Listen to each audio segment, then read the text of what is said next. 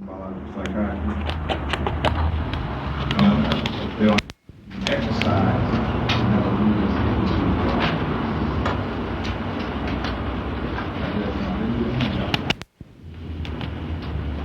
page 201.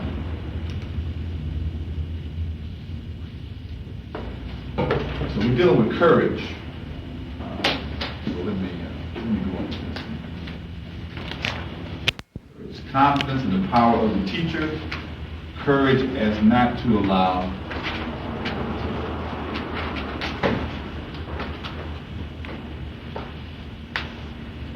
courage, confidence in the power of the teacher, and courage as not to allow adversity to turn you away from your goal.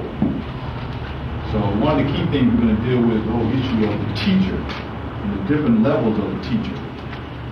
And so you have basically three main levels of teaching. You have a physical teacher, that's a physical person living, that's trying to impart information or technique to a person. You can have a historical teacher, which represents an ideal or someone that you can identify with as an example that you're trying to follow. And then you have your own inner teacher, which is your divine will inside your own self, which is your inner self or higher self or the God self or whatever name you want to put on it, which is a true teacher. And so I want to go through a piece here in 2 essays on analytical psychology that talks about a technique in terms of, in metaphysics, we call it having knowledge and conversation with one's holy guardian angel. And your holy guardian angel is just your higher self, your inner self, or your true self. So in analytical psychology, they kind of relate it to the inner person, the inner self, which in a man, his inner self is female, and in a woman, her inner self is male. And so we'll talk a little bit about this in terms of how when you have various dreams, many times the characters in your dream represent certain psychological functions, urges, really aspects of your own personality. So many times when you have dreams and that you encounter the opposite sex in your dream, you're really encountering your inner self. And what is actually going on in the dream is a drama related between your conscious mind and your unconscious mind. And so then if you can decipher the symbolism of the dream, you can start to gain understanding of what kind of struggle is going on inside your mind, trying to come to grips with your inner self. We have a tendency to look at these things as being, imaginations or fantasies or some physical person outside. But in actuality, they're actually acting out characteristics in a drama that's actually occurring within your own state of consciousness. Which many times then when one finds oneself going into union with the opposite sex inside in your dream, it actually can be related to an urge or drive within your own state of consciousness to come to union between your outer self and your inner self. So anyway, so if you really want to know more about that, one piece is to get 2 essays on analytical psychology, although it gets kind of a lot of different terms, it's a whole different language. There's a book called A Primer of Jungian Psychology, which is very fundamental and basic. And I don't know if I passed out handouts in some of the classes on an outline of analytical psychology.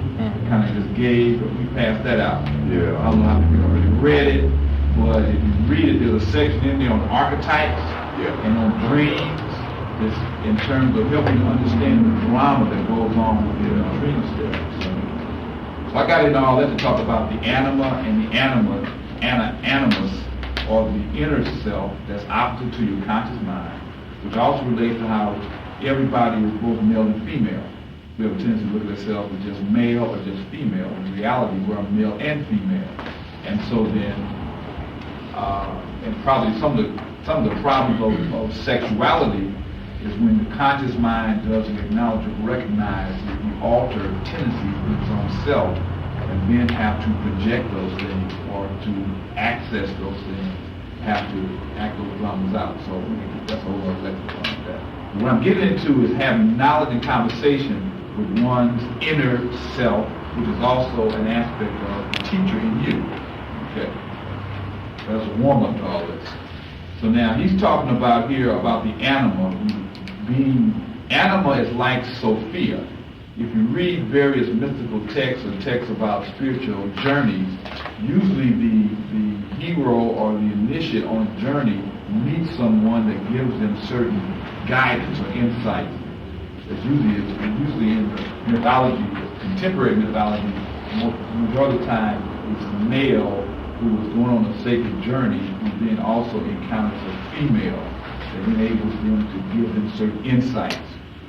The female aspect of the consciousness is the receptive aspect that relates to the inner self, where wisdom comes from. Wisdom comes from the inner as opposed to the outer. So then to gain knowledge of the inner, one has to be receptive, which is a female characteristic. So then you portray that person or the entity as feminine because it's the characteristic of one needs to be receptive or nurturing. Anyway, again, just throwing that out. Now, I'm reading and I'll go through some commentary. It says, we would be better very advised to investigate what is behind the tendencies of the animal, the inner alter ego. The first step is what I call the objectification of the animal. That means objectifying the inner self. That is the strict refusal to regard the trend towards separation as the weakness of one's own. We have a tendency in this world to separate ourselves from the inner world. We think the inner world is not real. We have a tendency just to focus on the physical. Anything that comes from the inner world is not real. It's fantasy. It's just some punches or something. It doesn't have any real validity. Modern civilization really focuses on, although we're trying to change that now, really focuses on just what's physical, what can be touched.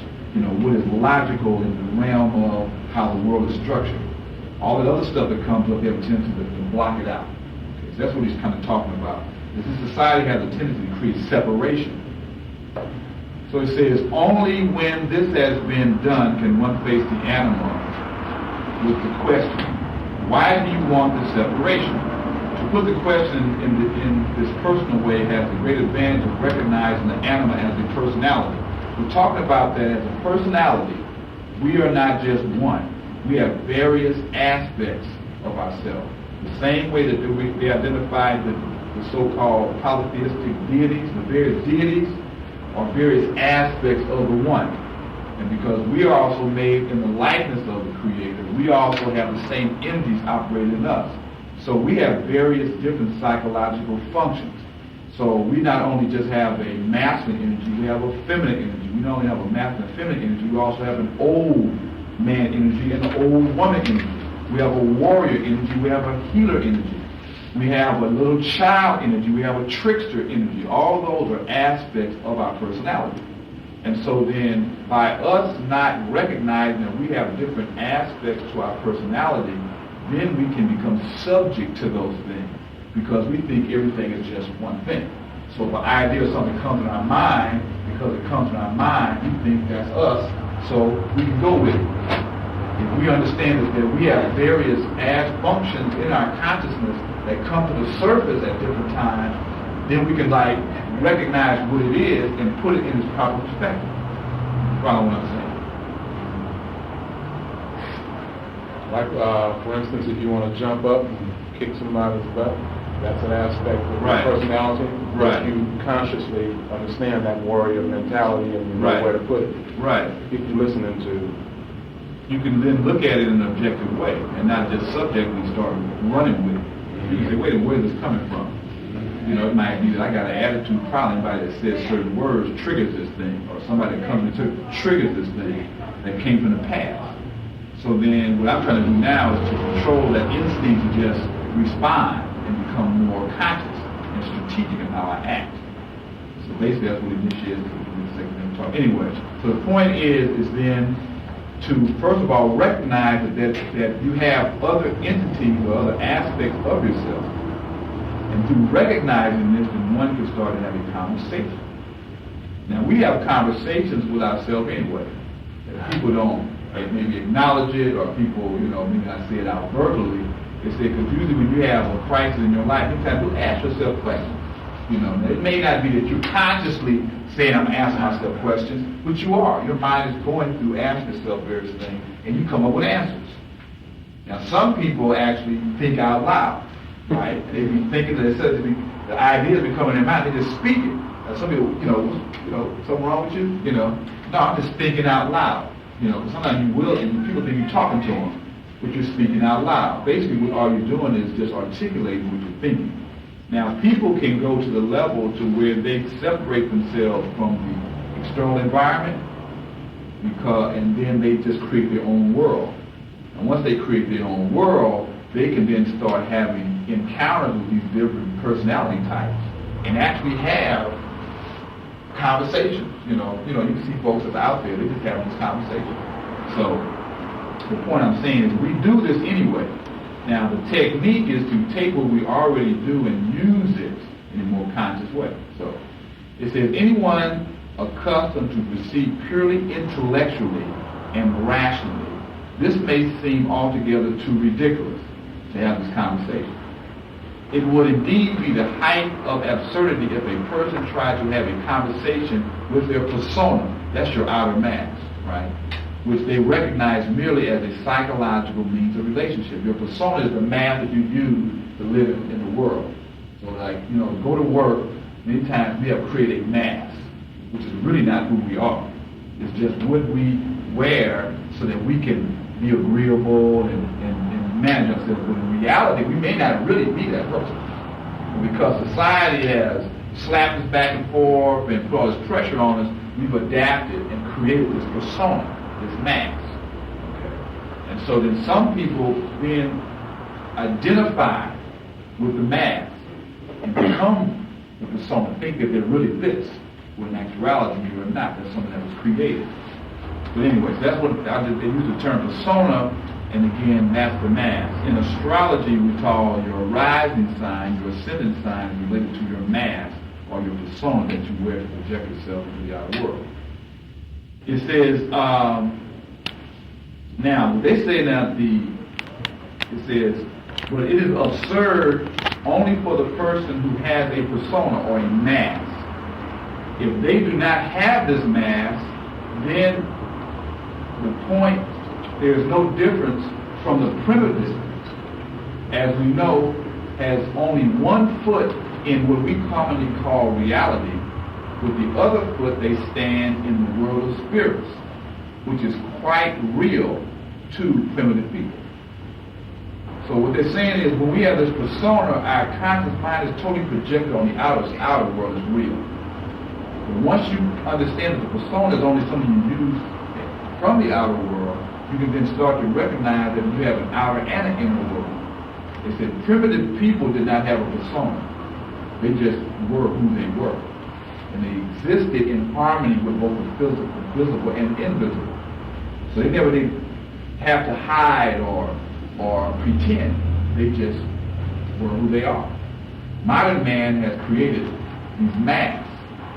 And so now, in creating the mask, the focus is on the outer and denial of the inner. For one to become whole again, they have to reestablish connection with the inner world so that they can inner world can become conscious. That's why you have so much madness going on, because people are repressing what they really are feeling in the inside. And so, but energy cannot be created or destroyed, it only changes form. So when you repress anything, it just changes form. It comes out in different ways. Yeah. What is your reference point? Primitive. Primitive is primary or first. Europeans put primitive as being like what? Uncivilized or inferior. Right. But primitive, if you look at primitive, it's based on the word prime. And prime means first. And primitive people were the first people, or the original. So in actuality, and to go back to origins, religion is what? To bind one back. So true religion binds one's back to the beginning, to the origin of things. It binds back to the primitives, or the primitive or primary way. So that's my reference. Because that's what the word means. Get away from cultural biases. They come in and put a cultural bias to the word. People interpret off cultural bias as opposed to what the word really means. It's like religion. Religion means you got to do this formalized structure, where religion itself means to bind one back. So bind one back to what? Well, we bind one back to where did you come from? We bind you back to the origin, where you really came from, which is God, the Creator, etc. But it ain't going to do all the other things that some people make up. Okay. So we're talking about, if we go back to the primitive state of mind, or the primary state of mind, the original state of mind, when we acknowledge that there are two worlds, then we can start to, what he gets here is talking about how the modern Europeans are like troglodytes. You know, troglodytes are like Neanderthals, right? So he says, relative to the world of the invisible or the world of the spirit, the modern European mentality is like a troglodyte, like a child of a troglodyte. He said he must therefore submit to living in a kind of prehistoric kindergarten until he has got the right idea of the powers and faculties that rule that other world. So anyway, he says, so this is a technique, the actual technique. We know that practically everyone has not only the peculiarity, but also the faculty of holding a conversation with himself. Whenever we are in a predicament, we ask ourselves, or whom else, we ask, what shall I do? Either aloud or beneath our breath. And we also supply an answer. Since it is our intention to learn what we can about the foundation of our being, this little matter of living in a metaphor should not bother us. We have to accept it as a symbol of our primitive backwardness. He's talking about those who still caught up in the modern Western way of looking at the world, then cannot just naturally live there. We have to always give them a metaphor so that intellectually they can process it. Where people who are not trapped into the intellectual but are still connected to their spiritual self or their heart or their feeling nature, they'll just understand what you're talking about. Because a lot of people don't have to go into a whole intellectual thing about understanding how the spirit exists. Because they live in that reality and they can't sit down and do all the intellectual philosophical interpretations of what all things are, but they understand at heart that it is true, it does exist, and you ain't got to go through no long thing trying to prove it. You know, got to show me, you know, these kind of things. So anyway, but he's talking about how, and Young is talking to the European and modern mentality that's governing the present world. And so his role is trying to get them to reconnect with the invisible. Remember when we talked about the first virtue, steadfastness and discrimination, dealt with understanding the difference between the real and the unreal. And the real was what? The real was the what? Unseen. Unseen. Yeah. The real is the unseen, or the invisible. And the unreal is the material, because the physical is built upon the invisible, or the function of the invisible. And by invisible, it doesn't mean that it doesn't exist. It just means that it's beyond the five senses. And so, if you follow, and again, how, you know, all these various sessions are providing you with, hopefully, insights that as we move along, you can then decipher what is being said when these key ideas come up. I said real is spiritual. Right, that's right. But it's invisible. Right. Or the unseen. What is the spiritual? Spiritual is that which is all. Can you see all? No. Well, it's here, but you just can't see it all. So anyway. Okay. So the idea here is to actually have a conversation with your inner self. And that's why I want to go into this, because I want to lead into a brief exercise with it, and then we go on to the next piece. And deal with the inner teacher. And so the idea is you actually, first of all, you have to condition your mind not to feel that you're doing something stupid. That's first. Because if you're tripping that you can't take it seriously, that it is real, then it will create a barrier from you having an adequate dialogue.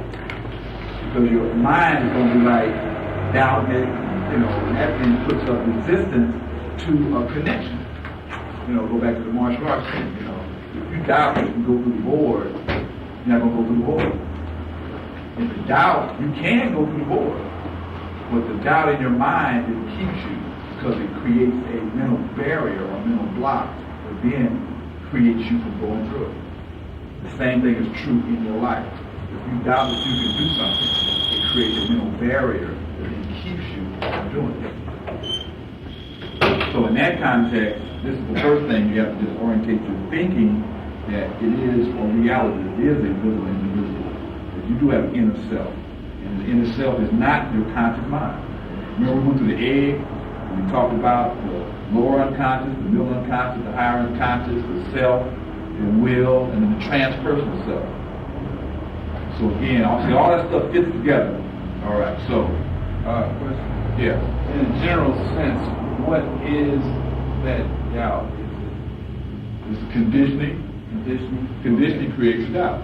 Because when you were born as a child, you still was connected to that realm, which people call imagination or fantasy or whatever.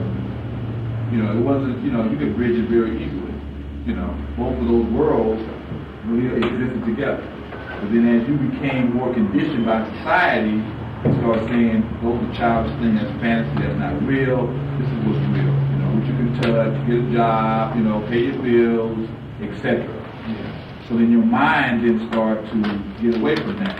And then, an example, I met a sister, female, she's Puerto Rican, who she's clairvoyant. She has a gift. But her conditioned mind is Catholicism, which says that all those kind of things are satanic, right? The whole realm is like the devil. Yeah. So thusly, she's running away from this because of her conditioned mind. So it's the conditioning that creates the conflict. So that's why the whole point of going through initiation, because initiation starts to recondition you to where you are aware of these greater truths, these greater realities. So then you don't create the doubt. You actually begin to be able to unify with it and then gain understanding of it. Because anything that you can unify with, you can then understand it, because you and it become one. She's knowledge. She's a lot of things. Part of it is she has to go back and actually confront where the fear comes from. See, sometimes we have fear, but do we ever go back and look at what is the source of the fear? We just feel fear. So because we feel fear, then we try to get away from the feeling of fear. It makes us run away from it. But do you ever go back and say, well, what is the fear based on? And once you look at what the fear is based on, then you can transform the fear. Because it's based on something. It might be based upon, when you were little, every time you try to climb up in the chair, you fell and bumped your head. So now you got to climb up this ladder, and you got this fear of climbing this ladder. You don't know what, but you just got this fear, so you don't want to do it. If you would go back and look at your experience, say, wait a minute, why did I fall on the ladder all the time? Well, it might have been because the ladder had a weak leg on it that was shaky. And so you kept falling. Well, then once your mind can go back and say, wait a minute, the fear came from this, I can recreate the experience and rectify it. And then I won't have the fear. Yeah. Clairvoyance? What is that? Clairvoyant, that's the ability to see into the path of the future. Can that be your dreams too? Yes, you can have clairvoyant dreams. Right. Basically what they do is they tap in to your energy field and are able then to read the energy of this, like energy, versus frequency, which different frequencies relate to different types of energies. So then they have the capacity to actually be like a receiving center and pick up on those energies that have been transmitted as images into their mind. And then they can pick up on future events that's going to happen, or past things that are going on, or other things that are going on part of your consciousness. Everyone has the latent capacity for this. All humans have the capacity for it. Some are just born with a greater though. It's freedom of it, I guess. It's almost like Cognitive access. You know, like everybody has a chance to play basketball, but certain people were born with a greater talent in terms of it's more coordinated, it's more operable. You know, so which then we get into is actually a function of reincarnation. You know, her line or family line, the females have this capacity. And so it's, you know, so that it's, you know, in Africa or another society, she would be pulled off and be trained to be like a medium or a priestess. And they would give her knowledge of what the forces she's dealing with, what they are, how to control it, and this type of things. In this society, they don't even recognize it. So they just don't even acknowledge it, try to, you know, hide it or keep away from it. But through some of these things actually can be developed when one practices the various disciplines. One starts to activate, because what you start doing is turning your energy from being focused on the outer to turn the energy on focused on the inner. So as you give the inner self more energy, you can invigorate or develop it, and so it becomes more dominant. Right now, everybody's mind is focused on the external world, you know, clothes, cars, jobs, TVs, videos, whatever. So it means the energy follows thought. So that your thought is constantly on the external plane, that will give you energy. Once you start going into meditation, contemplation, reflection, you know, looking at that level, then the energy turns in that direction. And so then you feed that realm, and it starts to grow and become stronger. That's why ancient people or primitive people had those gifts, because their life was geared more toward existing and acknowledging the invisible, where this society and our modern society doesn't acknowledge that reality. And so consciousness is reality. So anyway, the exercise, which will take a brief moment, is just go into a light state of meditation, close your eyes, and you can ask yourself questions. And now the responses may not be in, it could be images come to your mind, symbols come to your mind, or actual dialogue can actually occur. And the idea is to just, first of all, practice it, get into it, but to recognize that there is an inner self that can give you insight into life and life's problems. So we're going to practice only about 5 minutes, just go through that. And basically just close your eyes, relax into diaphragmatic breathing, but just breathe normally. The idea is to go inside your inner self, like you close your eye, create a black screen on your forehead, just go into the blackness, just relax, and then hold a conversation with that entity, be it whatever name, your higher self, God self, holy guardian angel, higher mind, divine mind, all those things. And then answer the question, and then engage in the dialogue and just see where it takes you. It'll take about 5 minutes.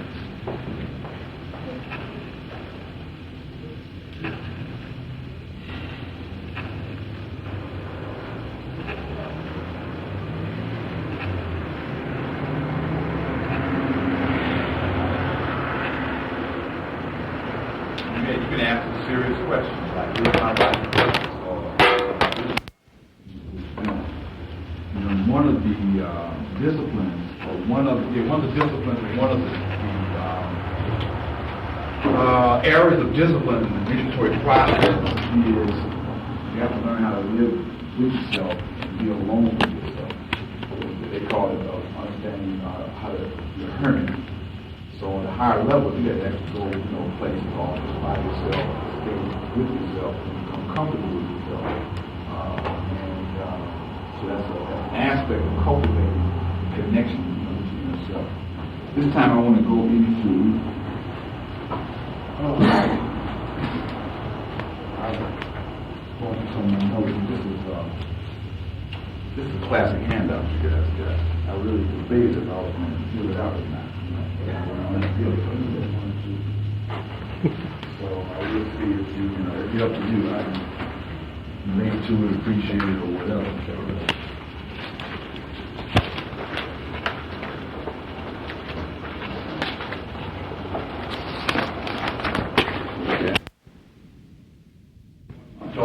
Gnostic brothers.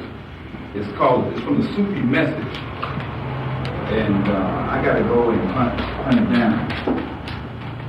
in terms, like I say, I had this thing before, and I got it like this. It wasn't, I didn't have a book. You just Xeroxed it and copied it just like this. You got it.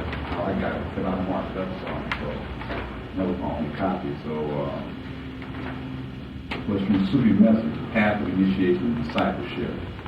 Everybody familiar with the Sufis? No? The Sufis, the Sufis are the esoteric arm of Islam. See, every religion has an esoteric arm or esoteric group. And the Sufis are esoteric. You say, what's esoteric? It's the metaphysical. Right. Esoteric, metaphysical, the one that deals with the inner universal aspects of it. And then you have the group that deals with the religion that's based upon the metaphysics. See, because all religion is based upon metaphysical principles. And in the first order of things, the new revelation usually comes to, the various prophets or the different schools, but they are encountering or interacting with metaphysical ideas. Just like you start getting deeper into metaphysical studies, and you're contemplating the contradiction between the universal laws and what's going on in your time. If you really are a serious practitioner, you will start getting revelations in terms of how that metaphysical knowledge needs to be applied in your time and space to realign people's thinking.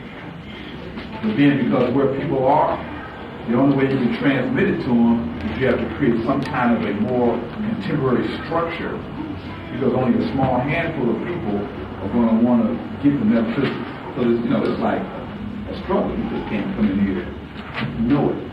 But I come in and preach a motivating sermon and tell you to follow me, because it's like, yeah, right on. You'll follow or master. And so that's how religion ends up coming.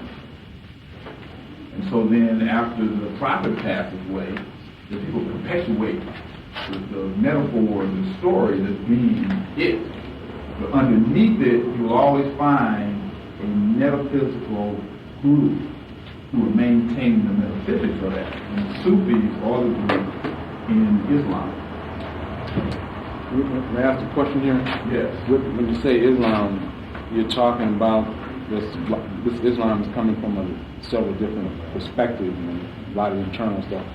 When I say Islam, I'm talking about Muhammad. If you say Muhammad, from the well, how would the Iranians and some of the Arabs and what we know as the Middle East, all of them Muslim, right? So how does that group? Is it one group that represents all of them, or does each one? The Sufis? Yeah. No, Sufis have different sects. Okay.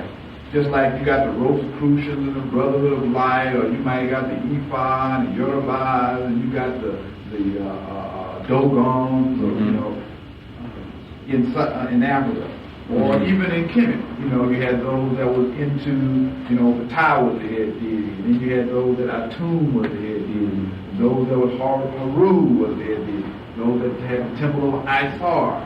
But underneath that, they understood the metaphysics of it.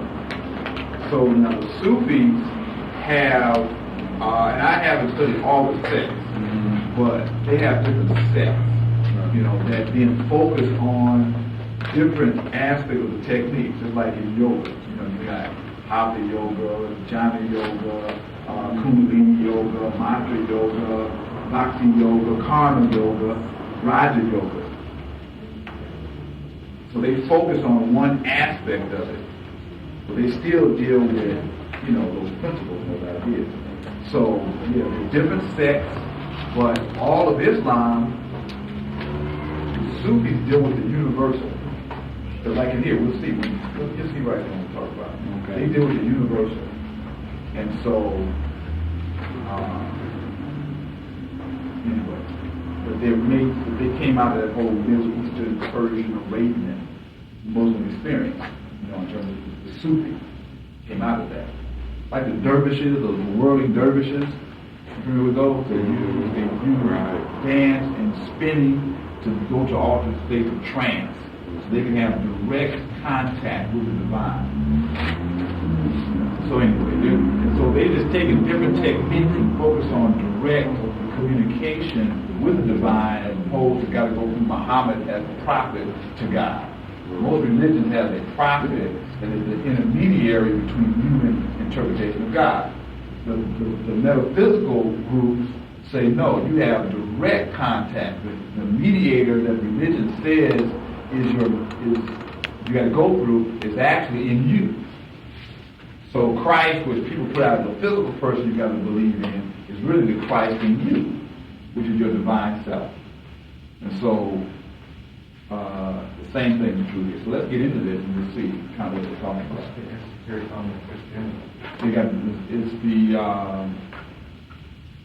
They have esoteric Christianity. They have esoteric Christianity. So they have, you had the Gnostics were originally the esoteric arm. See, Christianity came out of Gnosticism. And then if you look back into the history of Christianity, look at the Cathars. The Cathars were the Gnostics that had a major following simultaneously as Christianity was developing. And see, your Inquisitions, one of the major targets for your Inquisition were all those that were practicing the esoteric or metaphysical arts. They had to eliminate them so they could perpetuate the rule of Catholicism and Christianity. Because as long as you had metaphysical groups, they was raising a contradiction of what they were trying to make as being literal. The Cathars, the other esoteric group, and there was the Manichaeans. The two major sects at the original time, they were equal to Christianity. If you look back to the origin of Christianity, the Manichaeans and the Cathars were like on an equal plane with Christianity. And so for Christianity to become dominant, they had to oppress and destroy the other orders. So Christianity didn't have any competition. It could become the major religious, and that was tied to the state, trying to come out of Rome and then through Europe. And so then you need to go back and really look at. And they had a video series on public television that gave a whole historical thing of the Manichaeans and the Cathars and how the persecutions came down, and then how the Inquisition came down. Then they would wipe out anyone that was practicing in the so-called heretical arts, astrology or metaphysics or alchemy or all these kinds of things. That's why a lot of and even today they still persecute people who articulate those ideas. You have a lot of people in the scientific community that really believe in metaphysical principles who will not articulate that belief because they may become ostracized and persecuted by their peers. So they maintain their silence. So the Rosicrucians of the esoteric Christianity. They deal with the rosy cross, the whole symbolism of the cross. They get into the metaphysics of it as opposed to the literal story of mythology of it.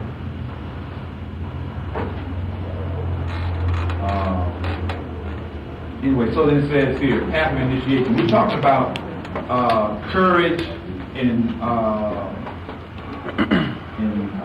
trust and faith in the teacher is what the one is, and the other one is having the courage not to be turned aside because of obstacles and opposition that you meet on the path, whatever your path may be. Having the courage to withstand the strife and the different from freedom from resentment. One is just being free from resentment. The other one is having the courage and strength to overcome the obstacle that you're going to be confronted with, both physically and psychologically. And overcoming the fear, because courage is the opposite of fear. And so it's also going to deal with the issue of fear. And dealing with the fear to step off of what is familiar into what is unfamiliar. Because to become truly initiated, you have to go into the unknown. And And most people in the Western are conditioned to want to know what's the next step. You know, if I do this, will I get this? And if I do this, then will I get this? And if I do this, will I get this? I go, well, no, I can't tell you what you're going to get because each person going to get what they're going to get. Well, I ain't going to know. Cool. You know, it's cool. Sure. And you ain't going to really meet self. Anyway, so it says, very much has been written and very less has been said about the path of initiation. And see, all this is in the context of initiation. This series is an initiatory series. Coming from the solar legacy piece into this piece. So this piece deals with the 10 virtues, which is the preparation for higher initiation. So all of it in the context of initiation. My mission is to deal with trying to raise consciousness relative to the importance and role that initiation plays in recreating human beings' civilization. Because without initiation, without reinstituting formal initiation, you will never ascend to the greatness that we were. The foundation of the greatness of African civilization is based upon initiation, both in its tribal, village situation and in its global high culture reflection. The cohesion and unity and greatness of African culture is based upon a unified initiatory process. So, in that light, much has been said about the path of initiation. People who have been in contact with various schools of occultism have understood it in different ways, and thus have different ideas as to what initiation means. But in point of fact, initiation only means a step forward, a step which should be taken with hope and courage. For without courage and hope, it would be most difficult to take any forward step.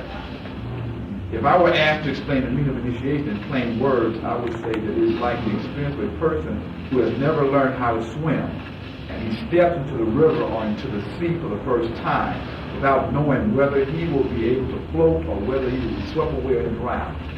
Every person has had initiation in the worldly sense in some form or other. When a businessman begins an entirely new enterprise and there is nothing to support him at this moment except the thought, no matter whether I lose or gain, I will take a step forward. I will go into this enterprise, although I do not know what will happen later. He undergoes a worldly initiation. And the first attempt of a man or woman who wants to learn to ride, if he or she has never been on horseback before nor driven a horse, so that he or she does not know where the horse will take them, this also is an initiation. The initiation, the real sense of the word as is used on the spiritual path, takes place when a person, in spite of having a religion and belief, an opinion and ideas about spiritual things, feels that he or she should take a step in a direction which they do not know. When they take the first step, that is an initiation.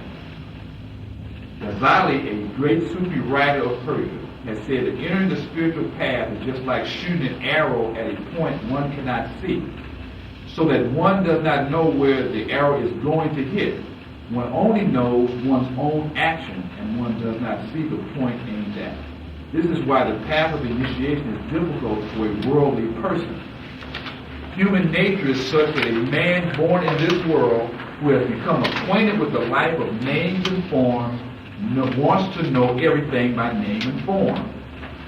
He or she wants to touch everything in order to be sure that it exists.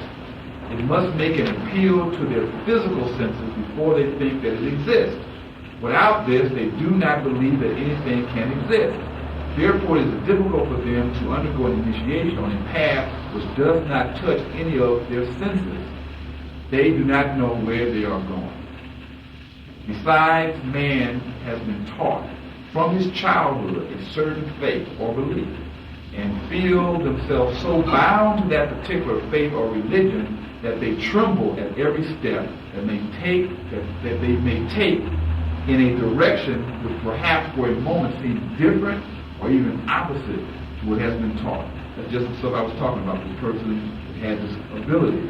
They've been so conditioned that this is negative. Anytime they try to move in that direction, they almost like self-construct.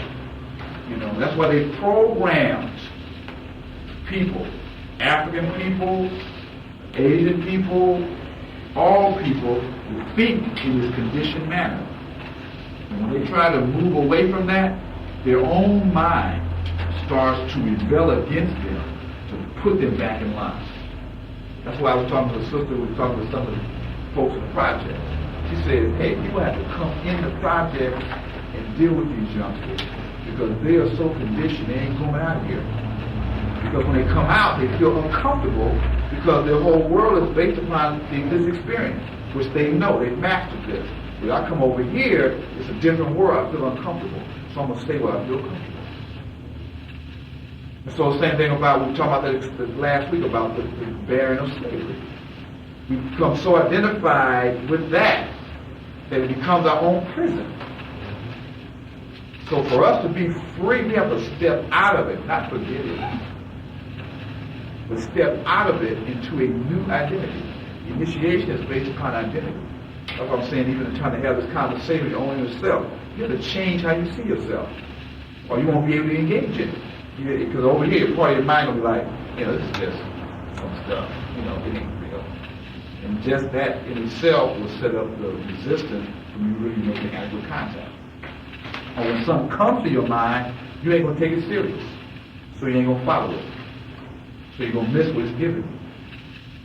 The greatest, I want to say, difficulty and the greatest benefit comes when you truly believe that you do have an inner self, or higher inner spiritual self, and that it does know, and that you can follow it. And when you get there, it's going to lead you into taking steps that are not predetermined. So if you don't really recognize or believe that it exists, you're going to be afraid to take that step or to move in that direction. That is the greatest fear and is the greatest benefit is being able to really deal with that from that level of consciousness, from that understanding. And although I know we intellectually dealing with it, to really come into where it becomes our.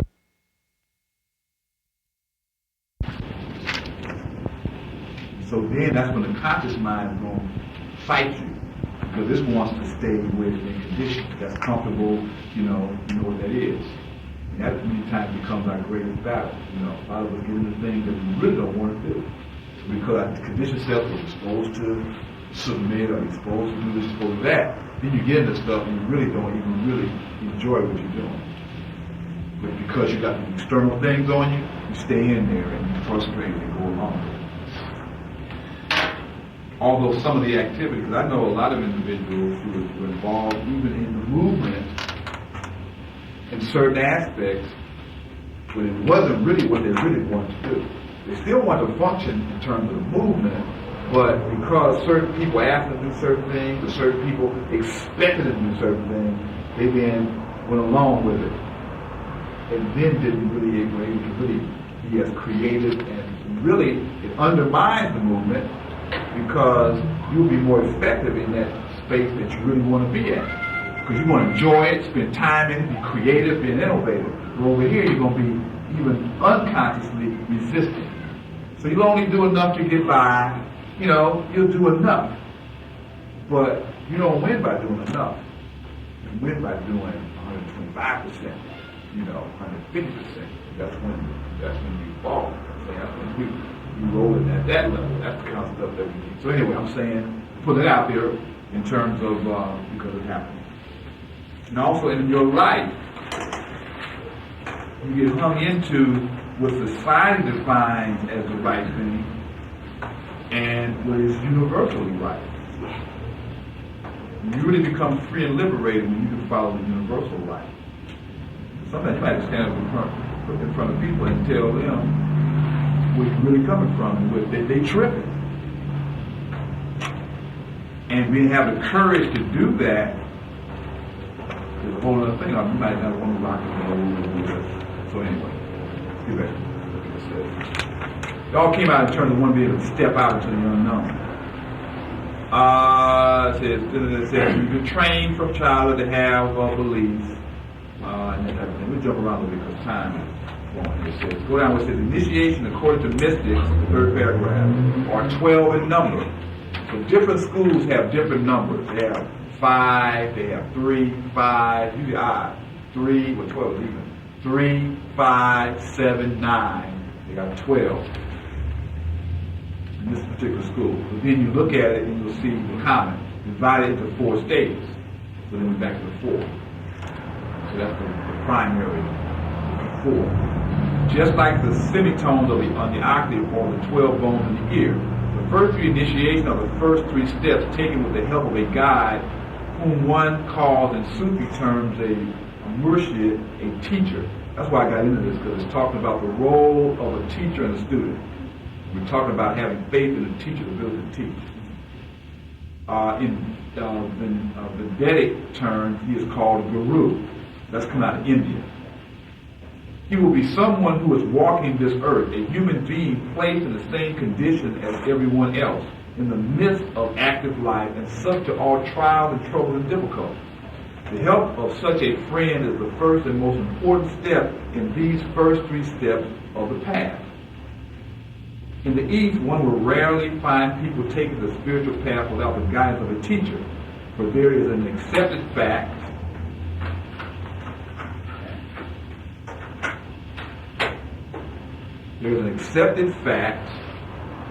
that these first 3 steps at least must be taken with the help of someone living a human life on earth. We can trace in the traditions that all the prophets, masters, saints, and sages, however great, had an initiative. In the life of Jesus Christ, one believes that he was baptized by John the Baptist.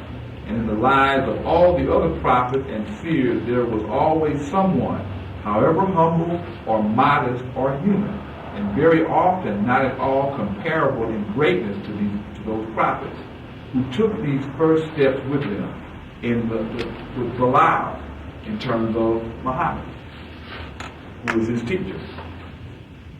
And Bilal came out of Ethiopia, which also he was a metaphysician.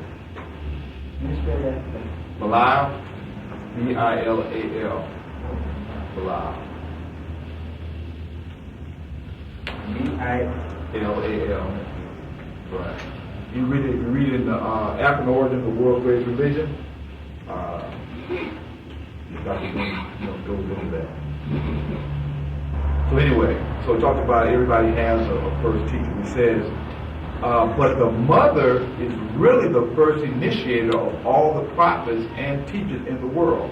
No prophet or teacher, no saint, however great, was ever born who first walked alone without the help of the mother.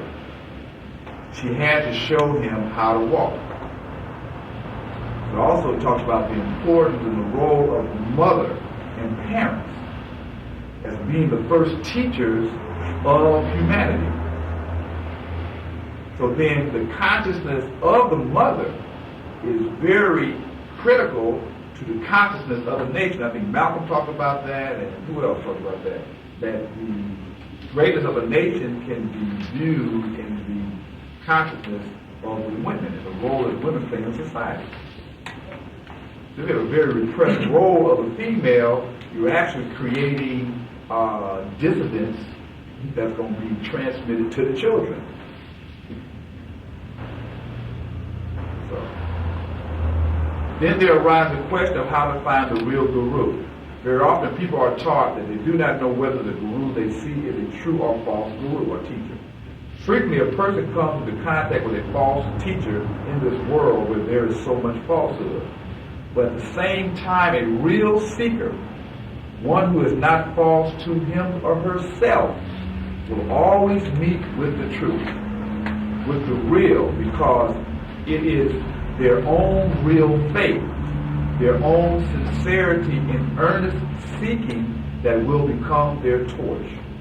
The real teacher is within. That lover of reality is one's own sincere self. And if one is really seeking truth, sooner or later one will certainly find a true teacher. And supposedly one came into contact with a false teacher. Then what?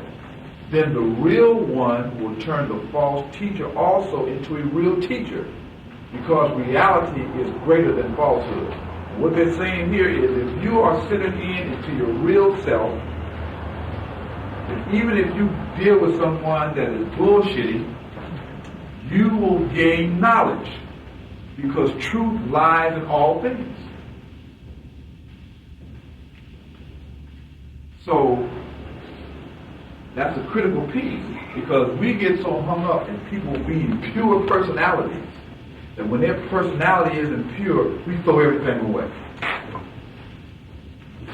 That's a reflection of our lack of self-knowledge, because everybody has a personality.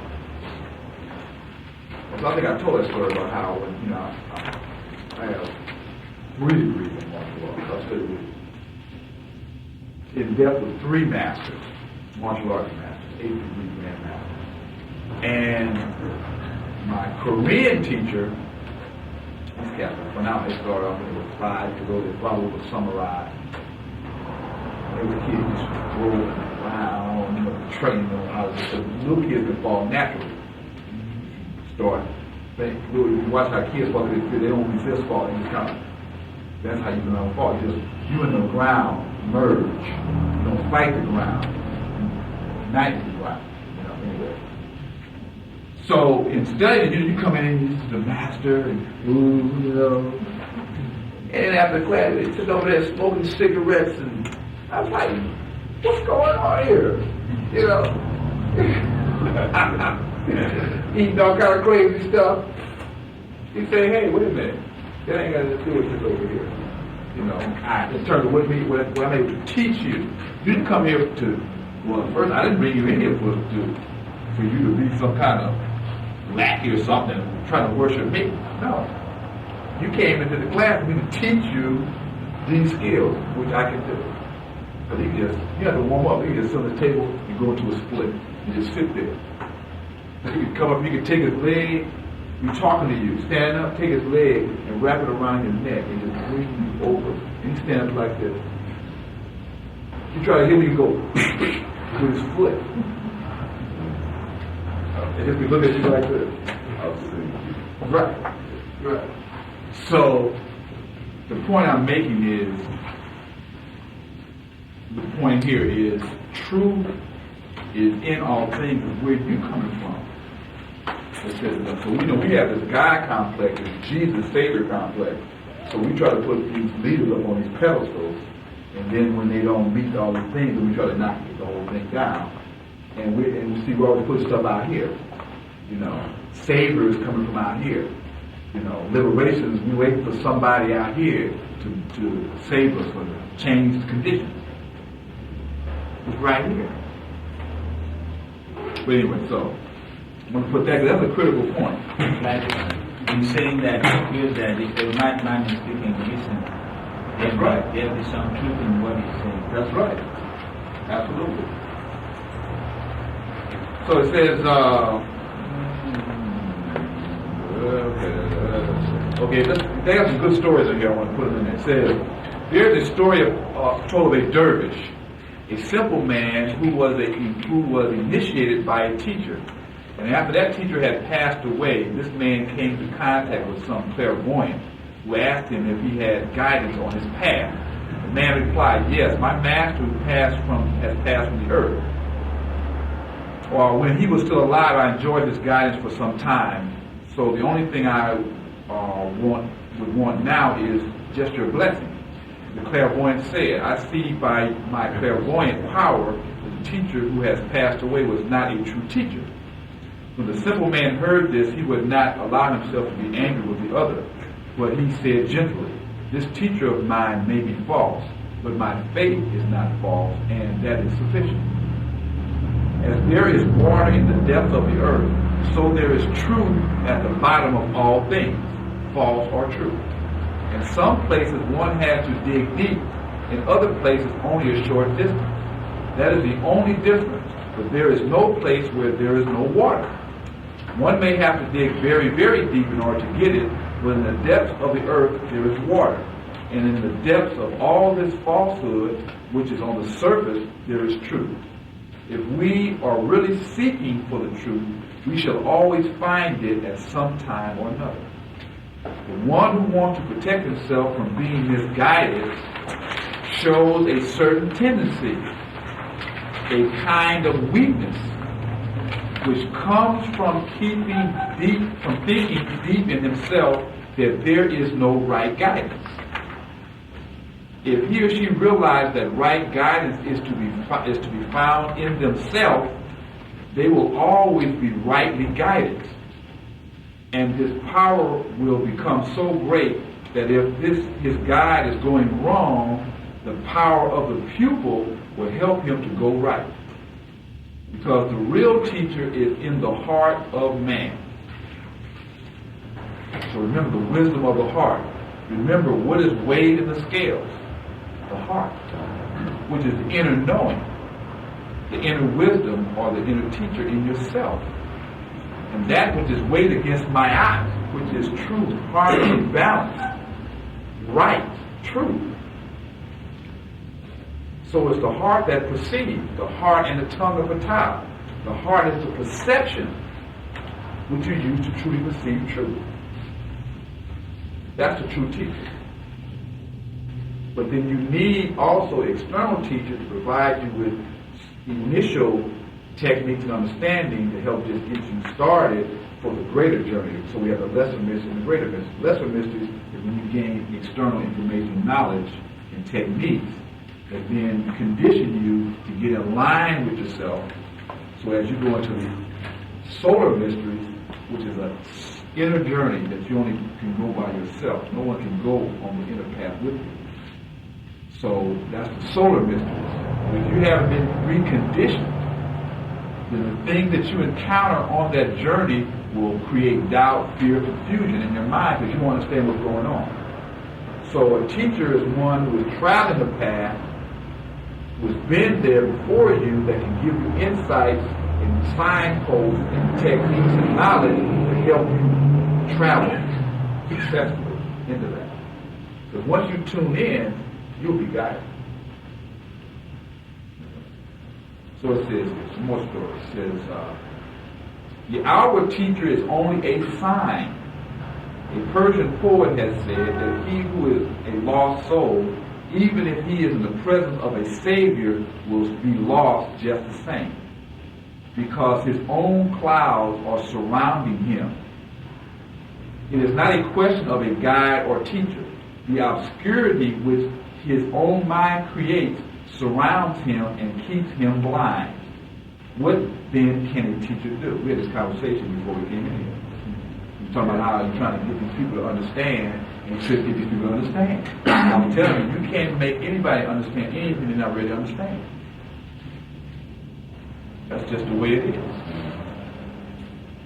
So you can only put out seeds, and when they nurture and when they become ready, then they'll pull it out, and they may come looking for you, or that book you told them, and they go try to find it. But you cannot make people who are not ready move. That's why they say you can't create revolution. They have to be the conditions for revolution have to be right for revolution to happen. So what happened with the imperialists did is they studied revolution and then understood what conditions were necessary to create revolution. And then they initiated counter tactics to avoid those conditions to prolong control. So the party program is what pumped in money to occupy time. And we notice that it pumped in drugs to take away the militancy, get them into tripping and that kind of thing. Then they pumped in guns, you know, do the violence thing, you know. Because I'm saying they have all the studies on sociology and group psychology and group sociology and group dynamics. It's premeditated stuff. Is that we haven't studied the dynamics, Okay. so we can't count on nothing. How many of us study group dynamics, organizational management, organizational psychology? Yeah, we're trying to organize. Mind information. Yeah. All marketing is behavioral psychology. That's all it is. Applied behavioral psychology. So anyway. So it says, next thing. According to the story about the Prophet Muhammad, I'm telling these stories because these stories they really exemplify the point. According to a story about the Prophet Muhammad, there lived next door to him a man who was very much opposed to the Prophet and spoke against him. And this man saw that the people to whom he spoke had believed in the Prophet, while nobody believed in him. Then years passed, and many believed, and many gave their life for the message of the Prophet.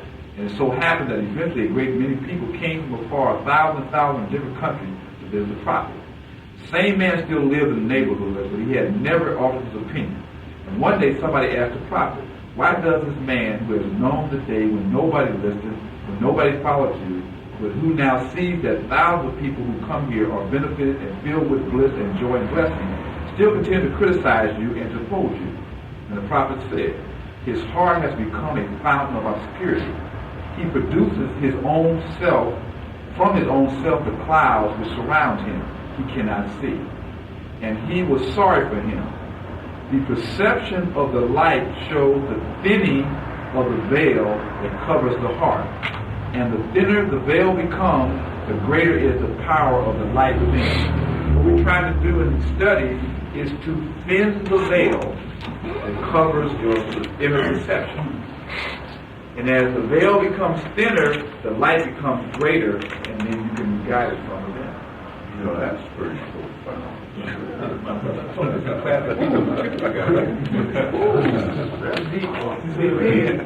You know, you recognize that.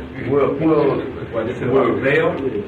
All I'm saying is what we're doing here, the knowledge and the study that we're going through here is thinning the veil. So then as you gain more knowledge and awareness of these ideas, it starts to put you more in tune with the heart. So the light becomes brighter, you become more conscious. And so, but see, that's what initiation does. And that's why I'm saying our freedom and liberation comes through the reinstitutionalization of this knowledge. And in traditional society, all the next generation had to go through this understanding. And just think what would happen is if all 7 and 14-year-olds had to go through this knowledge. They could not be oppressed. You know, when you was talking about the veil, the reason I was saying that was pretty profound was it made me think about some conversations I had with my own mother. And my mother she's real deep into, the Bible and she quotes a lot of scriptures and stuff, right? And she just waiting for me to come by. She want to talk. She want to know. She want to talk about the stuff we're talking about here. But at first, boy, it was so much resistance. And now, because none of my other brothers and sisters are very conscious. She needs that exchange. So she looks forward to when I can stop by. And maybe she should come. You can bring her here sometime. Well, she ain't gonna come, but she still wants to learn. And what you're talking about, that veil. Right. Thinning the veil. Yeah, that's why I was saying it was so profound, because it makes me think about, how hungry she is for that knowledge base or that wisdom that she already has to continue to grow, and is shrinking that veil. Because I asked her things like about, remember we were talking about the Nicene Conference in 25 AD, how we roll out the timeline, et cetera, et cetera, et cetera. She never heard of stuff like that. And boy, she just soaks it up. And then when she goes to church,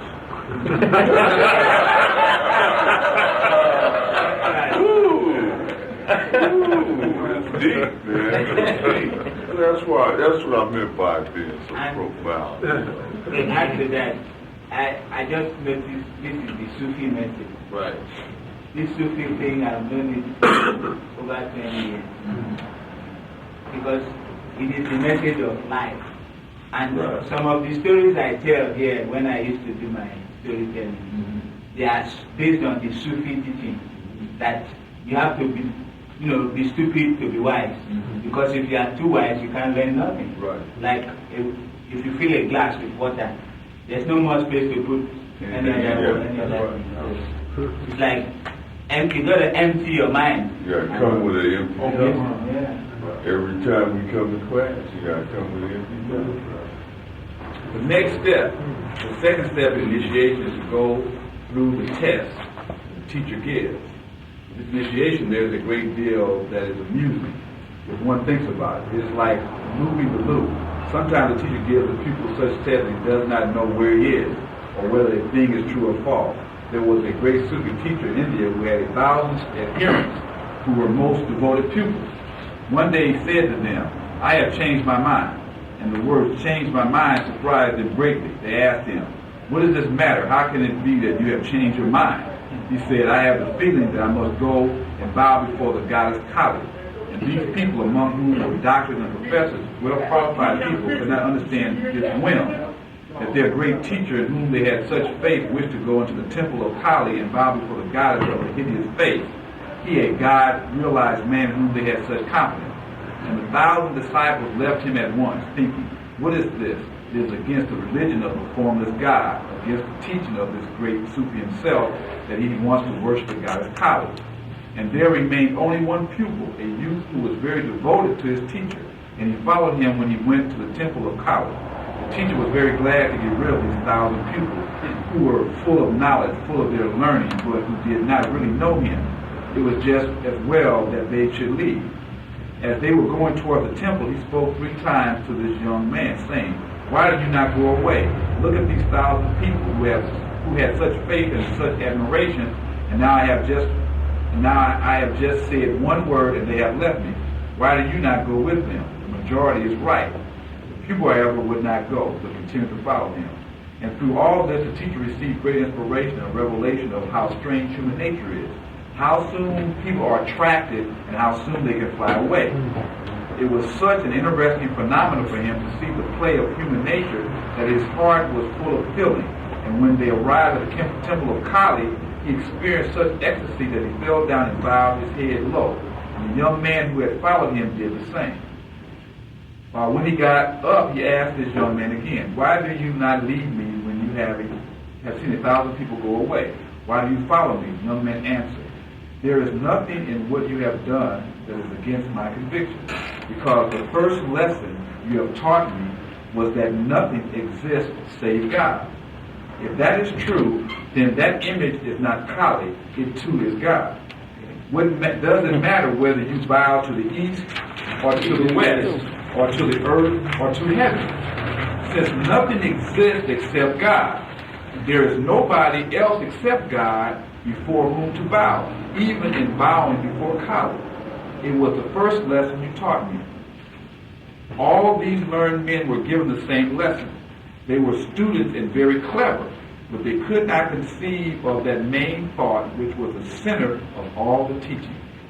It was the same young man who later became the greatest Sufi teacher in India, Khwaja Muinuddin Chisti. Every year, thousands of people of all religions make pilgrimages to his tomb at Ajmer, Hindus, Mohammedans, Ajmer and Ajmer, Hindus, Mohammedans, Jews, and Christians. To the Sufi, all religions are one. The key thing here, again, the story about the outer is the illusion. All things outward are expressions of the one. But it also gives us an understanding of not getting tied to all these dogmatisms. And again, it says that in all things there is truth. If one relates that to the universal or the oneness, and so all this stuff is trying to tie people back to the universal. Because once people get tied back to the universal, it eliminates separation. Because everybody is one. Because all is one. But people can't come there. Because people get blocked by how they've been conditioned to believe. I was in the mall. I took my daughter in the mall Tuesday. And she's shopping, so I'm walking. So this guy comes up to me. He says, "How you doing, my guy?" He was a white guy, and he looked like he was Oriental. Or Asian American. So he's talking about, "Well, do you believe in God?" I said, "Yeah, we believe in Christ? Yeah. So, I mean, what, you know, if you have a church or whatever, I said, yeah, you know, I said, I'm a university. What church do you go to? I said, you know, if you really want to say where my main teacher, I said, Aquarian Spiritual Center. You want to go to a place. I said, well, like, so he started, the point was, I was trying to talk to him about, he was asking me, you know, do you accept Christ as your Savior? And do you go out and do you go out and spread the word? I said, yeah, I teach classes, you know.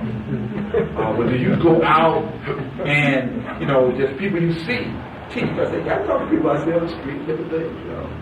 He said, do you, because he wanted me to, what he wanted me to do, come down to the church. I said, well, why do I have to come down to the church? I said, well, what's the bottom line that you know, that's going on here? You know? And he was talking about witnessing. I said, I witness. You know, he was talking about believing in Christ as a Savior. I believe in Christ as a Savior. Then he said, well, do you believe that Christ was the only begotten Son of God, and that it was only through Christ dying on the cross that you can have union with God? I said, well, what do you see as the cross? He said, well, I asked you first. I said, well, what I see as the cross represents a physical plane. And that the crucifixion represents one dying to the physical plane and then resurrected into spiritual, higher conscious, spiritual consciousness. He said, oh, you're that metaphysics stuff, huh? I used to study metaphysics and I got all confused. That's why I do this, right? So then, but the main thing I was trying to sell him is, I'm saying, the things you're saying, I'm doing the things that you're saying. But because I didn't say that I was joining his thing, right? It's like we were together. Because he said that, do you believe that the Bible is divine revelation, the only true word of God? The only true word of God. I said no. You know, I believe, you know, the Bible, the Gita, the Tao, the Hindu, the Zoroaster, the Quran, you know, all that, you know. The book coming forth by day, which he ain't never heard of. The point was, he had been so conditioned. And although I'm agreeing with him, because I did not join his particular order, I'm doomed. I mean, this cat was like, you know, do or die, like, you do. You know, you go to hell, you're going to have hellfire, you know, type trap. So the point I'm saying is, we talk about, I'll try to get into, once you move to a universal consciousness, but see, now some years ago, we would have been, but now I can just, okay, thank you, and go along my way without trying to have to convince him that he's wrong. Which would show me I had went to another level, I could be at peace with that. You know, not saying that. Aren't you describing somewhat of a cult mentality? Not occult, but a cult. A cult mentality. I could say yes, but then probably the majority of the population is in a cult mentality on whatever it is that they don't believe in a higher reality. You know, this is just it. And they ain't open to nothing else. The cult of the dollar, the cult of materialism. Right, all that. So, you know, which is what we are about to really spend to escalate. Next, just astronomically, Pluto is moving to Sagittarius. Will move in January, it'll move back into Scorpio, it'll come back out in October.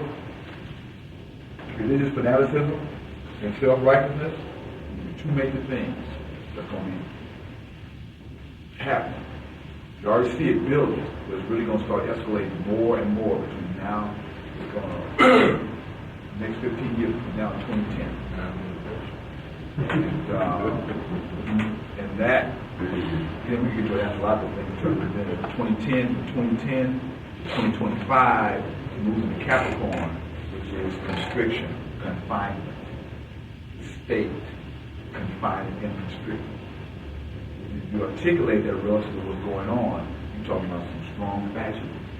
You're talking about hardcore lockdown, King Alfred type stuff. It's happening because the international capitalists are playing the game, of manipulating production and taking away these jobs. And so the blue-collar workers, in their identity with white supremacy, cannot identify white supremacy as being the evil culprit, because that means that they are the evil culprit in terms of their cultural identity. So they must psychologically project it onto scapegoats, which is the evil culprit. And so to the degree that they go through denial, it's going to be to the degree that they're going to oppress the contradictions they see.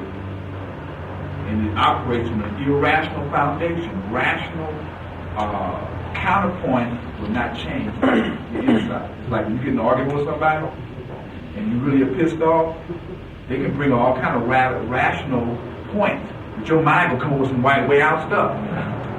Because that's the motive. But the bill is still white. That's right. I'm just saying, so in counter to that, we understand this is what's going on. We really have to start by developing more self-sufficiency.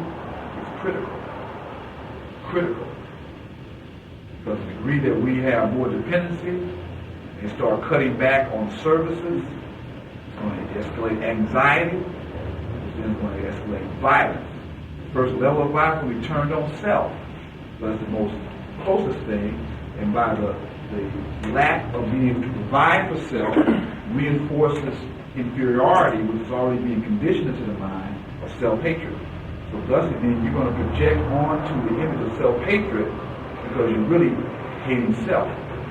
So then you're going to then project the anger on that thing that you dislike, which is going to be self, because of the conditioning. It's going to be the first round, the first wave. But then that's going to then spill over because it's going to escalate.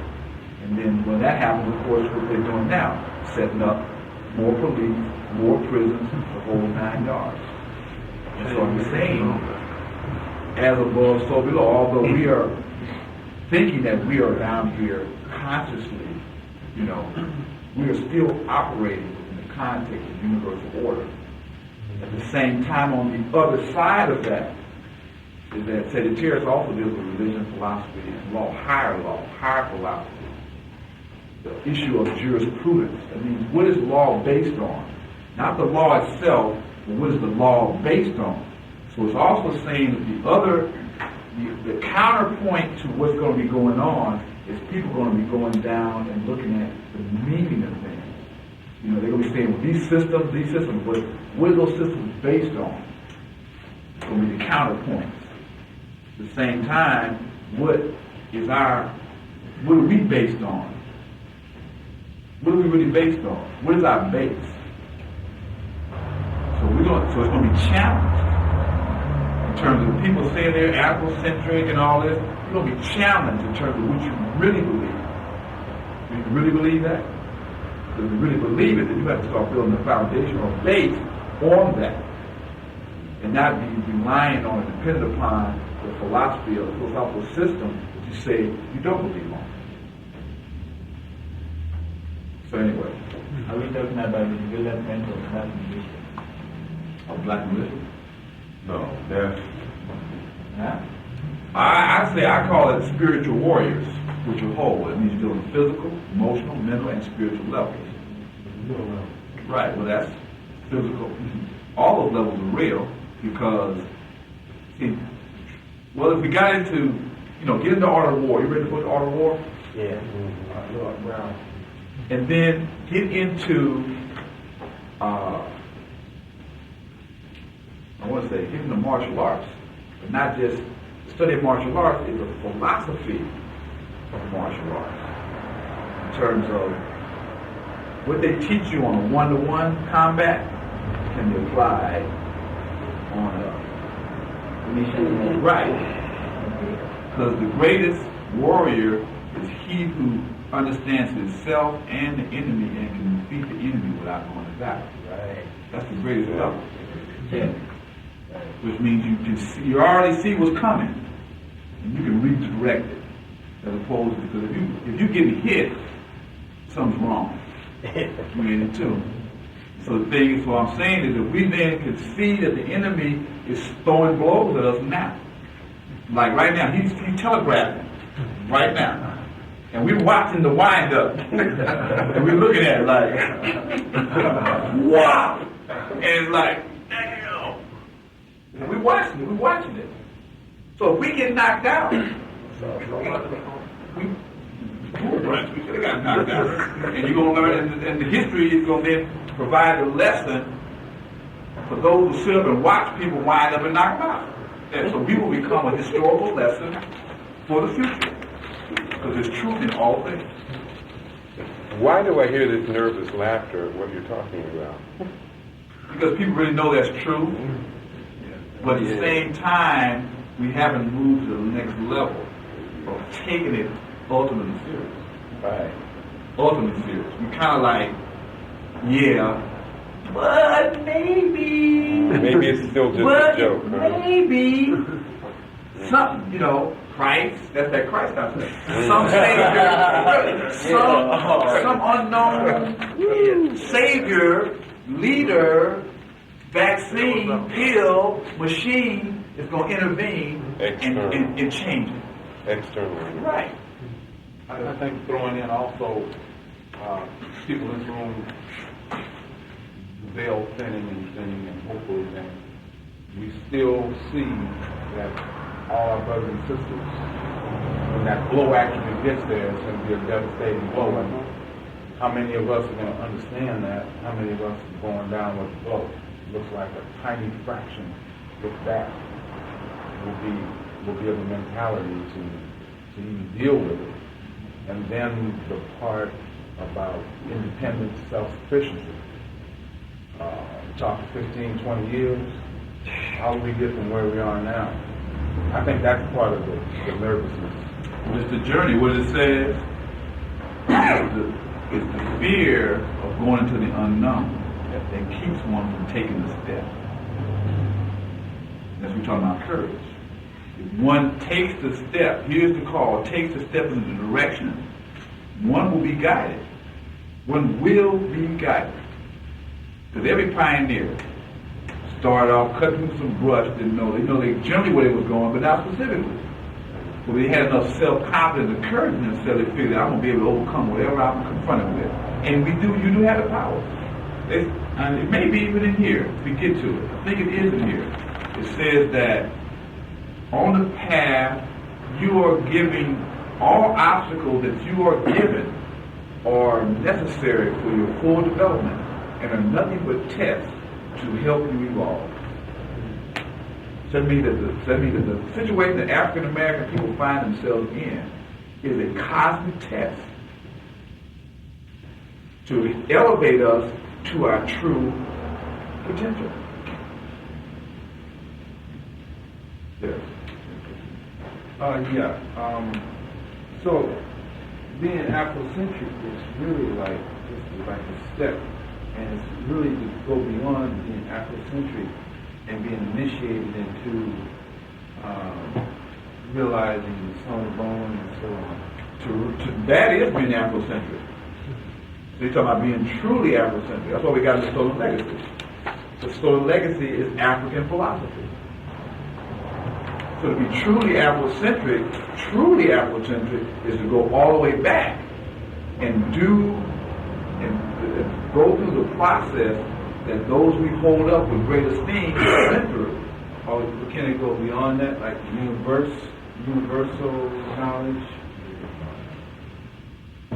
This knowledge is universal knowledge.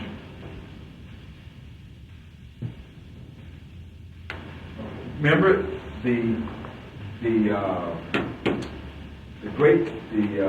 Grand Lodge initiated all the great teachers of history.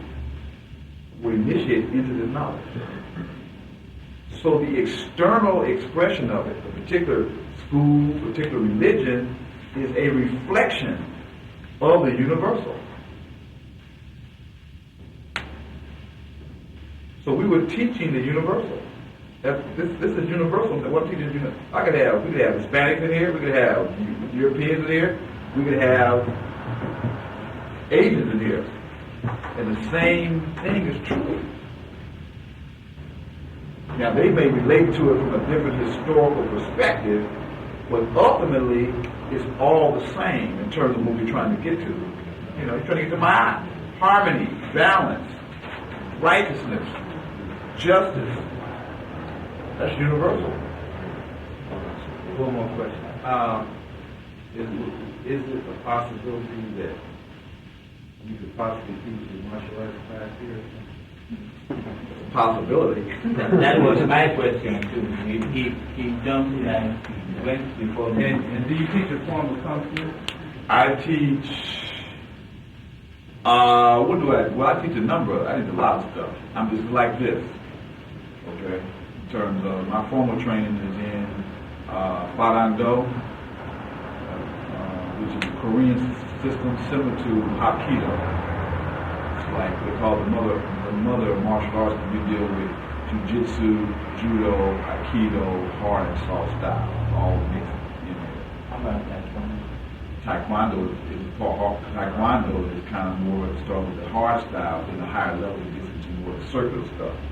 So we deal with those same techniques. And then I took 5 animal style Kung Fu, which is the classical form of Kung Fu. You know, tiger, leopard, crane.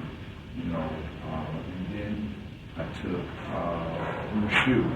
I was into got a degree in school, American Shaolin Temple. And so did that. And Tai Chi? Yeah, Tai Chi, took Tai Chi. And then, you know, a lot of stuff. And, you know, it's just like this. I went, started putting all kinds of stuff. You know, took short. If you do, I want to sign up for that. I hear you. It's just another thing. Those 2 students now. Where can they go to get that right now without adding 26 hours to the 24 hours? I hear you. You know, we had one group referring, It's a place out here in Inglewood. And I think it's called the Inglewood Recreational Center or something. where It's in Inglewood. it's in the park. Right. On the ground.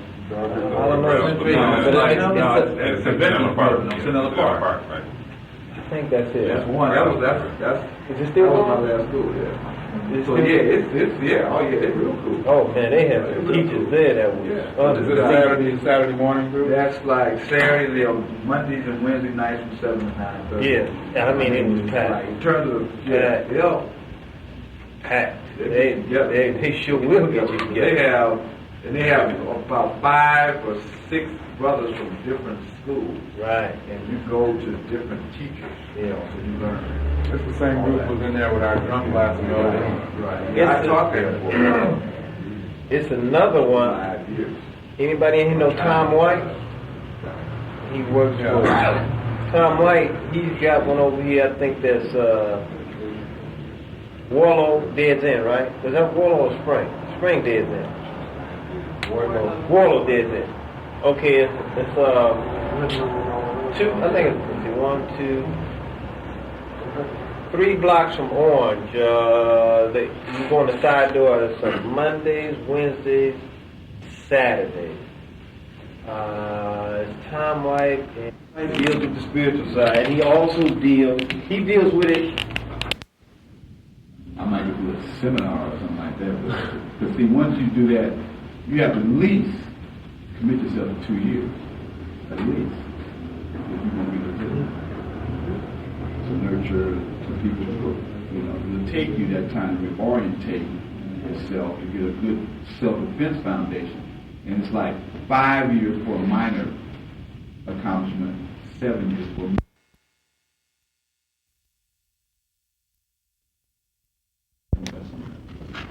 Okay, where we at here? Let's jump around. We got half an hour.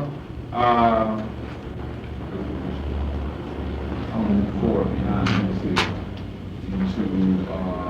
you guys can look up on your own. The book documents this experience that a lot of the great teachers, sages, prophets had this kind of spiritual encounter where they had this revelation, like coming in contact with a great light, or when the universe opened up to them. They just saw how everything was. It totally transformed their life.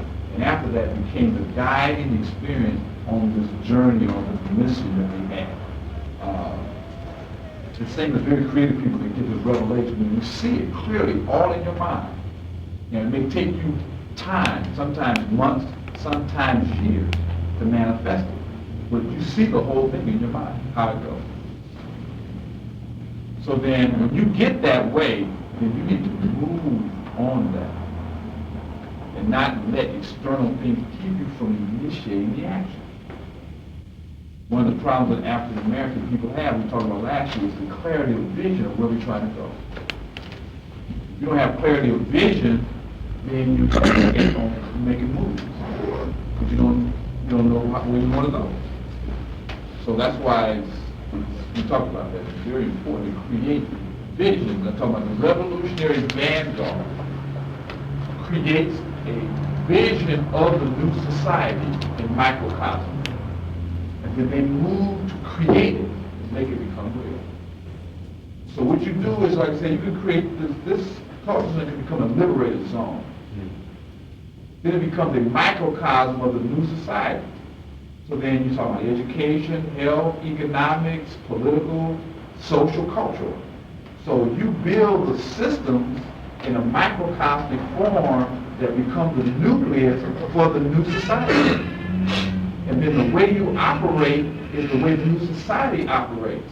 So then by people coming in contact with you, they experience the way the new society will work. And if it's positive, then you build. If it's not, then it's like, I don't want to live there. And so then the thing is, you don't go out and try to convince people to join. You become more, you become more powerful, more harmonious, more correct, more humane, more healthy in how you operate. And that's just going to draw people. Because people are looking for that. And then that becomes the nucleus or the seed or the black dot that then becomes a nucleus that then it starts to multiply like a cell. And it happens to the members because then they'll multiply. And then they will affect change because they're going to go to jobs and families and have friends and associates. And then they say, oh, what's happening with you, man? You know, your face is shiny and, you got positive energy and, you feel like you're up tempo and, you always got, you're you're conscious. What's happening with that? You say, well, hey, check this out, check this out, check this out. And next thing you know, people will come in. So anyway, that's what being tuned, it's not about trying to go out and destroy, it's about creating. Because through creating, you destroy. Because creation is transformation. But it's an attitudinal thing. It's like you already moved to the future now, as opposed to constantly talking about the past ain't got it. You move and say, let's create the future now. So then those who are ready is only going to be a certain portion that's ready, they want to go. They'll be like, hey, I want to sign up. Like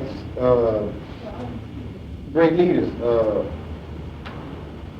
people are attracted to that, but wouldn't you say that has to do with enthusiasm?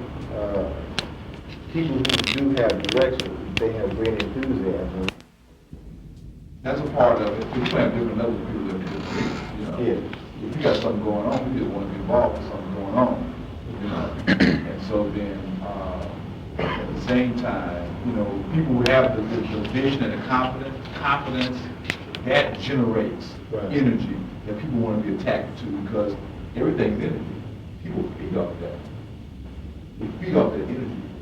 So it makes, I like to be talking about them ideas.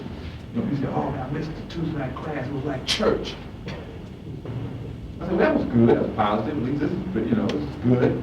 Because Now, the other thing is, I say, all them handouts I gave you, I know you ain't read them all. You ready to try to come back and get some more. So you need to take this time to be reading all that stuff if you're serious. So when you come back, we can take it to another level. Otherwise, I'll ask you, what is the key to the interpretation of ancient religion and philosophy? Match it 10, 15 times, and how many people can tell me what it is? And then when they tell me what it is, what's the definition for it?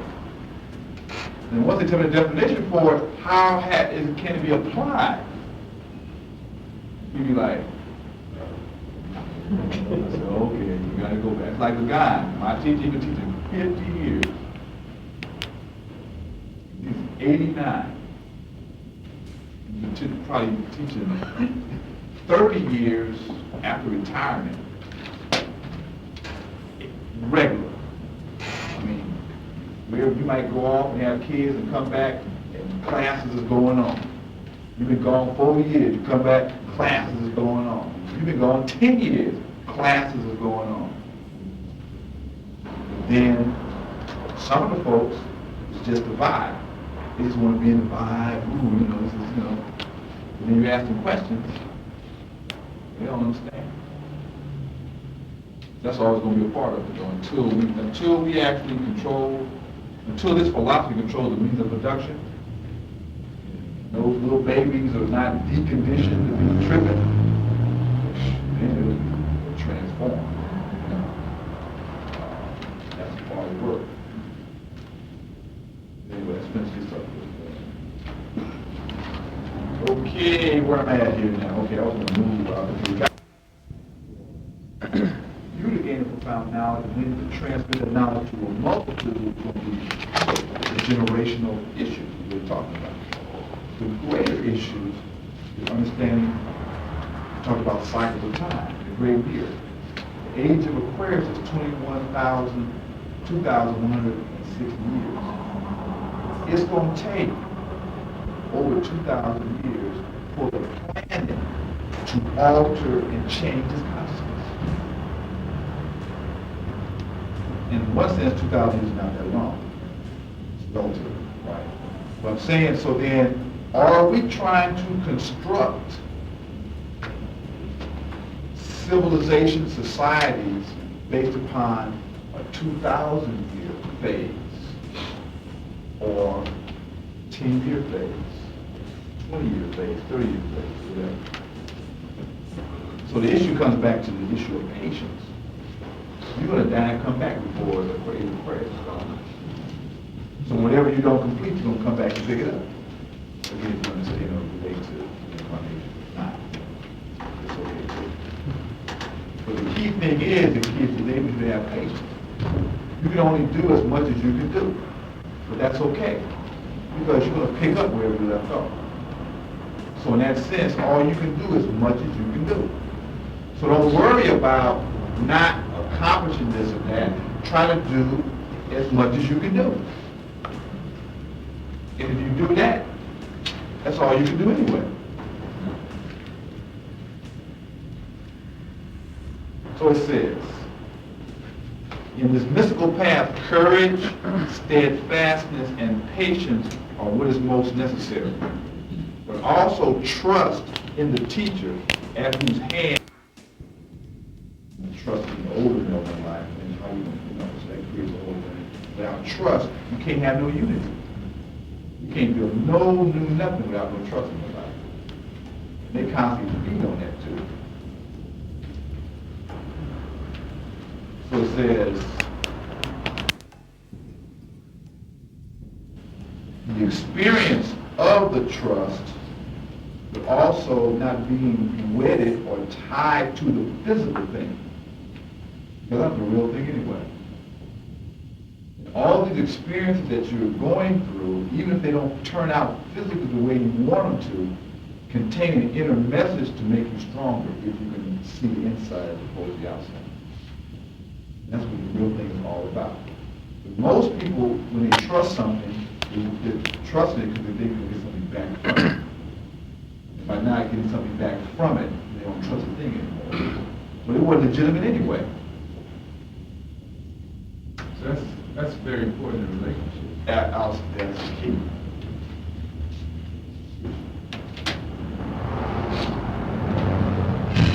Because most people get into a relationship, and I have this thing on sexuality, I'm going to pass out, I'm not going to go through it today. Well, I'll only take it if you want to read it. But it talks about how the issue of love and how probably the majority of people confuse physical need and desire with love, which articulates itself in sexuality and sexual desire, especially when it comes to the opposite sex, the male or female opposite.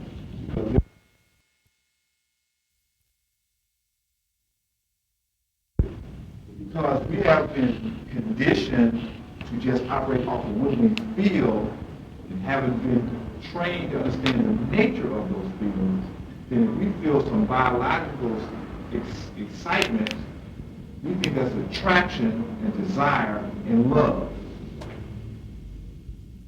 So anyway, it goes through how one can use the attraction and desire to elevate and empower their vital body, their vital energy, by elevating the force, still dealing with the force, but relative to what? So when you engage in a relationship, what is the purpose point for the relationship?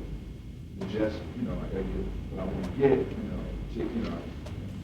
a car, we want to have a house, we want to have fun, all that, or are you really trying to look at another level? Most people confuse this attraction that's directly related really to the animal level. You take the simple concept of humans, look at what's equated at the animal level, the vital body, and the desire body. And so, I'm talking about how we get down the book. You don't know wrap this thing up.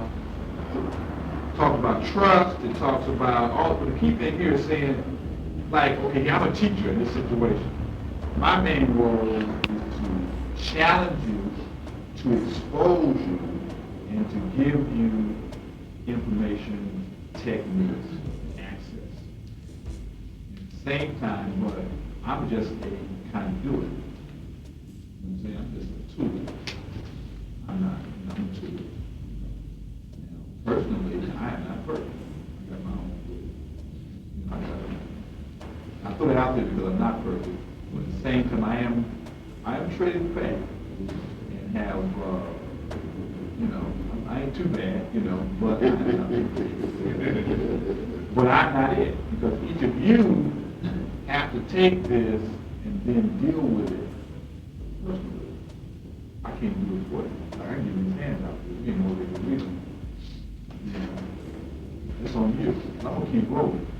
I'm on the journey. So what I'm going to do is share. Say, hey, check this stuff out. Check it out.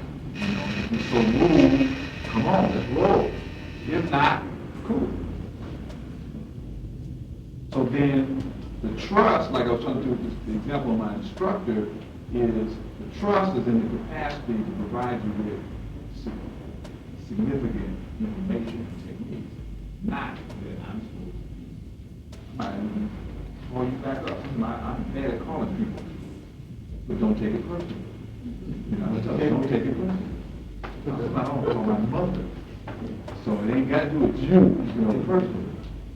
But people have expectations, like even with leadership, other thing. People, and I've been in a number of leadership positions. And people in teacher positions too. The other thing is students want you to teach them the way they want to be taught. I was like, wait a minute, I'm a teacher. So you need to submit. Well, I don't want that, I just want this. So you ain't going to be able to learn nothing. Because you're not even accepting the legitimacy of the teacher. I do martial arts. Somebody goes, well, in our school, we do it like this.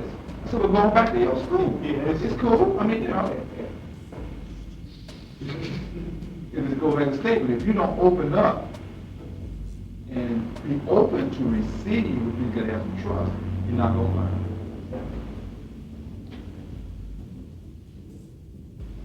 And if your trust gets violated, it's a lesson in that too. And that's okay.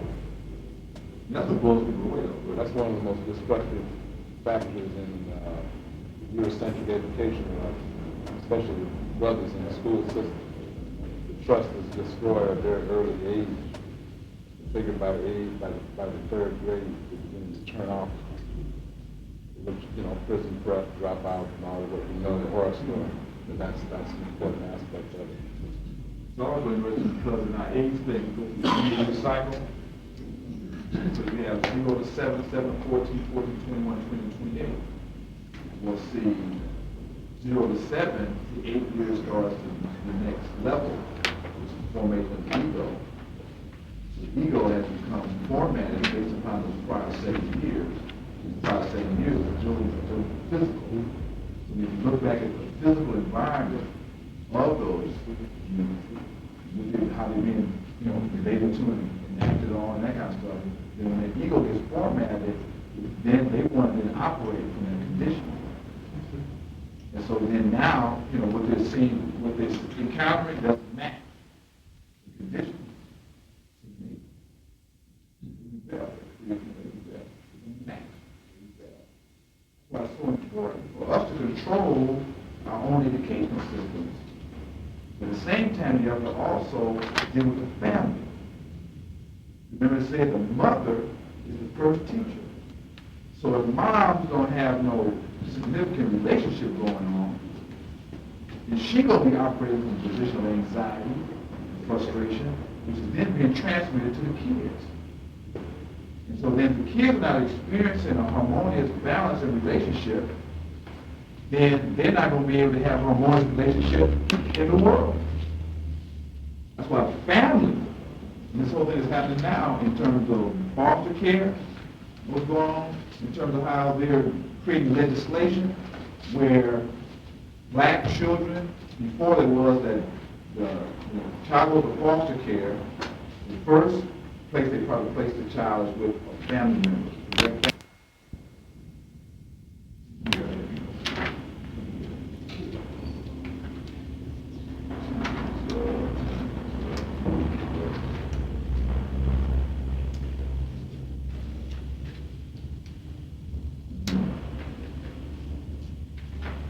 There was, okay. So, questions. Well, let me hand out the hand. Because I had 2 more pieces that was cool. You need to get into the way of the heart. On the way of the heart. And it gets into,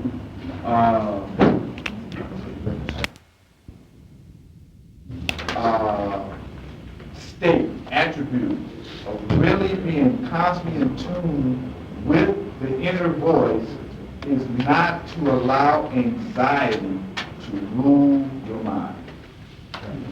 That means that when you start getting to conditions where you feel yourself starting to get anxious, you need to chill yourself out. And of course, it's a constant balancing act to eventually you will get where you feel like that.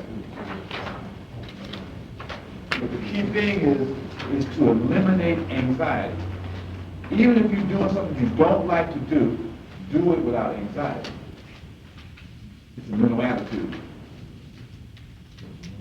But the key is learning how to be with something and leave out the anxiety. It's a practice, it's a practice. You got to practice. I mean, sometimes you're on the freeway and somebody's in front of you, and it's like, hey, slow traffic. I say, let me chill out. Let me chill. Still deal with it, but don't deal with it from that position of anxiety. You're trying to tell somebody and they ain't listen to you. You feel your stuff starting. You still deal with it and try not to. But see, first of all, anxiety constricts your blood vessels and leads to hypertension. Within also messes with your cardiovascular system. It reduces your resistance to disease and creates stress. The other thing is it shuts down the connection with the inner and gets you focused on the outer. So the deal is to learn how to be and do what you got to do, but not from a position of anxiety. you start to work on something, you get frustrated, you're like, wait a minute, okay.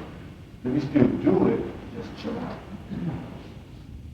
And I'm saying this because it's a practice. What it is you're not going to, well, if you're a master, you'll get where your whole life is just there. You're just operating that plane, you come out of that.